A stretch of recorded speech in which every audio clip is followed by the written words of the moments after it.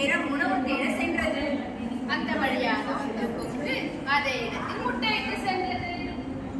சில நாட்களுக்கு பிறகு அந்த முட்டையிலிருந்து குஞ்சுகள் வெளியே வந்தன. அதில் ஒரு குஞ்சு மட்டும் பார்ப்பதற்கு வித்தியாசமாக கொக்கு போல இருந்தது.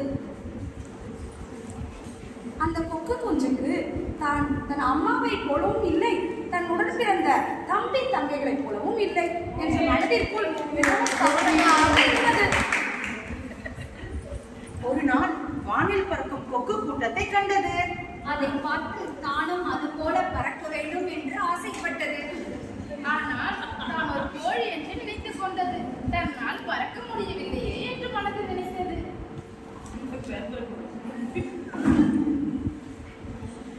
கடைசி வரை தன்னை கோழி என்றே நினைத்து நம்மால் பறக்க முடியாது என்று அதுவும் இறந்து போனது. இதை போலத்தான் நம்மில் பலர் கோழியாகவே தம்மை நினைத்து நம்மால் முடியாது, நம்மால் எதுவும் செய்ய முடியாது என்று கோழியாகவே நினைத்து நம்மை வாழ்ந்து கொண்டே இருக்கின்றோம். அன்பு தோழிகளே, முயற்சி செய்தால் எதுவும் முடியும். முயற்சி செய்யுங்கள், வெற்றி பெறுங்கள்.